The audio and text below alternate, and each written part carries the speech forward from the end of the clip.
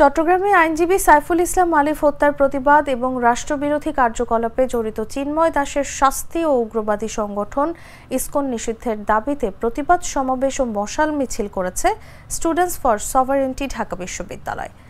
বুধবার সন্ধ্যায় ঢাকা বিশ্ববিদ্যালয়ের সন্ত্রাস বিরোধী রাজু ভাস্কর্যের পাদদেশে সমাবেশ করে তারা। এরপর একটি মশাল মিছিল নিয়ে ক্যাম্পাস প্রদক্ষিণ করে তারা। মিছিলে তারা হত্যাকাণ্ডে জড়িতদের বিচার ও ইসকন নিষিদ্ধের দাবিতে বিভিন্ন স্লোগান দেন।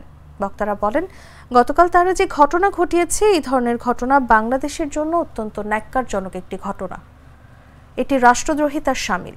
একটি গণ অভ্যুত্থানের পর যখন আইনের শাসন প্রতিষ্ঠার চেষ্টা করা হয়, সংস্কারের চেষ্টা চলছে, ঠিক এমন সময় রাষ্ট্রপক্ষের আইনজীবীর ওপর এমন ন্যাক্কারজনক হামলা এবং হত্যা করা গণ অভ্যুত্থানের স্পিরিটের সাথে সাংঘর্ষিক। আমরা অন্তর্বর্তী সরকারের কাছে অবিলম্বে এই হত্যার বিচার দাবি করছি। পাশাপাশি ইসকনকে জঙ্গি সংগঠন হিসেবে আখ্যা দিয়ে নিষিদ্ধ করতে হবে। এই মসজিদে তারাবি পড়তে সংগঠনের পক্ষে কথা বলবে, তাদেরকে গ্রেফতার করতে হবে।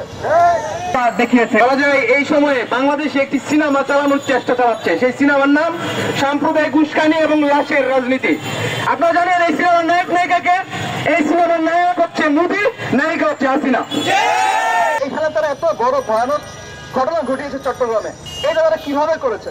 বিগত বছরগুলোতে অনেকে আছে, অনেক মাস্টার মাইন্ড আছে। এর মধ্যে চট্টগ্রাম বিশ্ববিদ্যালয়ের সংস্কৃত বিভাগের প্রফেসর কুশল বরণ চক্রবর্তী, সেই ইসকনের একজন বড় মূল হোতা, যে বাংলাদেশে ইসকনকে প্রতিষ্ঠিত করতে অনেক কাজ করেছে।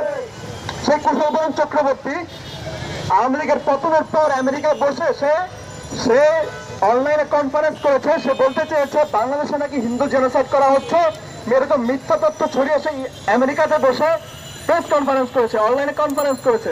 এটা কিন্তু আমাদের 5ই আগস্টের বিজয়ের পরেই হয়েছে।